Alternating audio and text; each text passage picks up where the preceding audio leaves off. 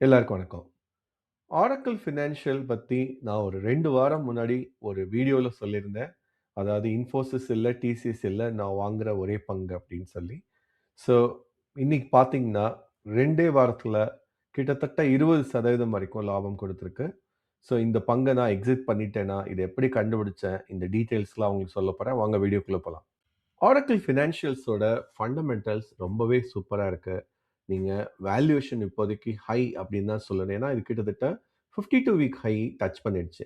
இன்னும் ஜஸ்ட் ஒரு 34 பாயிண்ட்ஸ் தான் இதோட 52 வீக் ஹையான 11,685 டச் பண்ணேன். ஸோ நான் இந்த வீடியோ இத இத பத்தின வீடியோ நான் ரிவ்யூ பண்ணும்போது கிட்டத்தட்ட 20% கீழ தான் இதோட பிரைஸ் இருந்தது. ஸோ 2 வாரத்துல 20%ங்கிறது சூப்பரான லாபம். ஸோ நம்ம எல்லாரும் பண்ற தப்பு என்னன்னா, ரொம்ப சின்ன பிரைஸா இருக்கணும். ரூ. 100க்குள்ள இருக்கணும். ரூ. 50க்குள்ள இருக்கணும் அப்படின்னு சொல்லிட்டு, அத தேடிட்டே இருப்போம். ஆனா இந்த மாரி ஆரக்கிள், டிக்சன் மாரி கம்பெனிகள் 10,000, 15,000 இருக்கும். நம்ம ஒரு ஸ்டாக் வாங்கியிருந்தா கூட, இப்ப என்ன ஆயிருக்கும்? 2,000 வரைக்கும் ப்ராஃபிட் கிடைச்சிருக்கும். ஸோ இத நம்ம ஃபர்ஸ்ட் புரிஞ்சுக்கணும். ஸோ நம்ம அந்த ஸ்டாக்கோட பிரைஸ விட, ஒரு ஸ்டாக் வாங்குனா கூட எந்த அளவுக்கு நமக்கு லாபம் கிடைக்கும்? அப்படிதான் யோசிக்கணும்.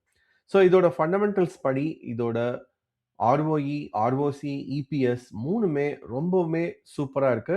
எல்லா ஐடி கம்பெனி விடவும் பெட்டரா இருக்கு. ஃபர்ஸ்ட் ஆரக்கிள் ஃபினான்ஷியல் ஷேர நான் ஏன் செலக்ட் பண்ணேன்னு சொல்றேன். ஒரு 3 முக்கியமான ரீசன். மொத ரீசன் நெறைய பேர் நெனச்சிட்டு இருக்கிறது ஆரக்கிள்ங்கிறது ஒரு டேட்டாபேஸ் கம்பெனி.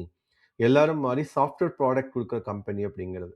ஆனா இது ஐடி சர்விஸ் கம்பெனி நிச்சயமா கிடையாது. இதுதான் மத்த இந்தியாவுல இருக்கிற ஐடி கம்பெனிக்கும் இதுக்கும் உள்ள டிஃபரன்ஸ். மத்த இந்தியன் கம்பெனிஸ் பார்த்தீங்கன்னா, விப்ரோ, டிசிஎஸ், இன்ஃபோசிஸ் இவங்கலாம் நெறைய சர்விஸ் பேஸ்ட் கம்பெனி. ஆனா, ஆரக்கிள் ஒரு ப்ராடக்ட் பேஸ்ட் கம்பெனி. அதுலயும் முக்கியமா பேங்கிங் சாஃப்ட்வேர் தான் இவங்களுக்கு 91% ரெவென்யூ குடுக்குறது. ஸோ, இப்போ உள்ள நிலைமையில, அதாவது இந்தியாவுல உள்ள நிலைமையில பேங்கிங், டிஜிட்டல் பேங்கிங், பேமெண்ட்ஸ், ட்ரெஷரின்னு சொல்லி நெறைய சர்வீசஸ் இவங்க ப்ராடக்ட் குள்ளேயே இருக்கு. ஸோ ஒரு பேங்க் இதோட சர்வீசஸ் அதாவது ப்ராடக்ட்டோட சேர்த்து சர்வீசஸ் வாங்கிட்டாங்கன்னா, டக்குன்னு வேற எந்த சாஃப்ட்வேருக்கும் மாற முடியாது. இது நம்பர் 1 ரீசன். 2வது ரீசன் பேங்க்குகள் இந்தியாவ பொறுத்தவரைக்கும் இன்றியமையாத அளவுக்கு முக்கியத்துவம் வாய்ந்ததா இப்போதைக்கு இருக்கு. என்ன மாரி சிச்சுவேஷன் இருந்தாலும் அவங்க இந்த டிஜிட்டல் டிரான்ஸ்ஃபர்மேஷன், அப்கிரேட்ஸ்லாம் நிறுத்தவே முடியாத கரண்ட் சிச்சுவேஷன். பிளஸ் ஓஎஃப்எஸ்எஸ்க்கு நெறைய இன்டர்நேஷனல் ஆர்டர்ஸ் தொடர்ந்து இருந்துகிட்டே இருக்கு. 3வது முக்கியமான ரீசன் இப்போ உள்ள கரண்ட் கரண்ட் காலாண்டுலேருந்து இதுக்கு காலாண்டு வரைக்கும் நான் பார்த்தப்ப, அவங்களோட ஃபினான்ஷியல் ரொம்பவே சூப்பரா இருக்கு. ஆப்பரேட்டிங் மார்ஜின், அப்புறம் ரெவென்யூ, ப்ராஃபிட் எல்லாமே நல்லா இருக்கு. முக்கியமா கேஷ் ஃப்ளோ கடன் இல்லாம இருந்துகிட்டே இருக்கு. ஸோ இது 3 தான் நான் இந்த ஸ்டாக்க செலக்ட் பண்றதுக்கு முக்கியமான காரணங்கள். ஈரான், அமெரிக்கா போருக்கு அப்புறம் எல்லா கம்பெனிகளுமே, முக்கியமா ஐடி கம்பெனிகள் சரிஞ்சுகிட்டே இருந்தது. இதுவும் ஆரக்கிள் ஃபினான்ஷியலும் போன செப்டம்பர்லேருந்து இறங்கும் முகமாவே இருந்தது. ஸோ நான் ஃபர்ஸ்ட் கவனிச்சது ஒரு ஏப்ரல் மாசம் சமீபத்தில ஒரு நல்ல பிரேக் அவுட் பார்த்தேன். முக்கியமா மே மாசத்துல ஒரு சூப்பர் பிரேக் அவுட் பார்த்தேன் வால்யூமோட. இதுதான் நான் இத கவனிக்க ஆரம்பிச்சதுக்கான முக்கியமான காரணம். அதுக்கப்புறம் மே மிட் அது மே 14, 15 தேதி சமயத்துல இந்த பங்கு ஒரு கோல்டன் கிராஸ் சந்திச்சது. அதாவது 50 day moving average, 200 day moving average கிழிச்சுக்கிட்டு மேல போறது தான் கோல்டன் கிராஸ். ஸோ இதுக்கு ஆப்போசிட்டா நடந்தா அது டெத் கிராஸ். எல்லா ஐடி ஸ்டாக்கும் டெத் கிராஸ் ஃபேஸ் பண்ணி கீழ போயிட்டு இருந்தப்ப, இந்த ஸ்டாக் மட்டும் ரொம்ப ஆச்சரியப்படும்படியா ஆப்போசிட் மூவ்ல இருந்தது. அப்பதான் அவங்க நெறைய எம்ப்ளாயீஸும் வேர்ல்ட் வைட் லே ஆஃப்பும் பண்ணி முடிச்சிருந்தாங்க. ஸோ பேசிக்கலி இந்த எல்லா நியூஸு, காலாண்டு முடிவுகள் எல்லாமே ஒரு குழப்பமா இருந்தாலும், டெக்னிக்கல் சார்ட் பொறுத்தவரைக்கும் ஒரு ஸ்ட்ராங்கான பேட்டர்ன் நான் பார்த்தேன். அதே நேரத்தில இந்த கம்பெனியோட ஃபண்டமெண்டல்ஸ் மத்த எல்லா ஐடி கம்பெனியோட ஃபண்டமெண்டல்ஸ விட இப்போதைய சூழ்நிலையில நல்லா இருக்கிறதா தோணுச்சு. அதனால தான் நான் இத ரொம்ப கூர்ந்து கவனிக்க ஆரம்பிச்சேன். ஃபர்தரா டெக்னிக்கல் அனாலிசிஸ் பண்ணப்ப ஒரு விஷயம் கிளியரா புரிஞ்சது. அதாவது 2025 ஆரம்பத்துல ரொம்ப பீக்குக்கு போன இந்த ஸ்டாக் தொடர்ந்து கீழ போயிட்டே இருந்தது.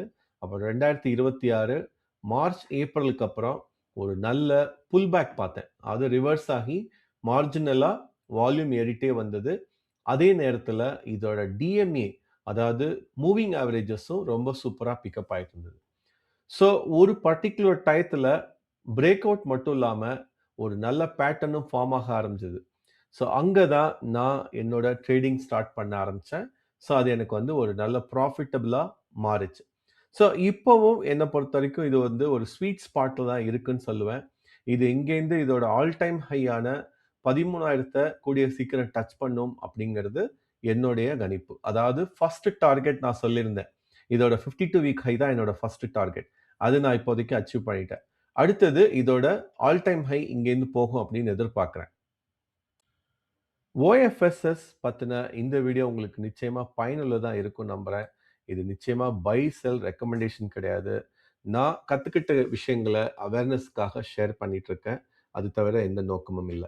ஸோ இதே மாரி மத்த பங்குகள் உங்கள பொறுத்தவரைக்கும் ரொம்ப இன்ட்ரஸ்டிங்கா இருக்கு. பிளஸ் எது ரொம்ப பிரேக் அவுட்ல இருக்கு. எது வந்து நம்ம நிச்சயமா ரிவ்யூ பண்றதுக்கு நல்ல சூழ்நிலை இருக்கு அப்படின்னு உங்களுக்கு தோணுது அப்படிங்கிறத கமெண்ட் செக்ஷன்ல சொல்லுங்க. நிச்சயமா நான் கூடிய சீக்கிரமா ரிவ்யூ பண்ண ட்ரை பண்றேன். மற்றபடி தொடர்ந்து ஆதரவு தர்றதுக்கு நன்றி.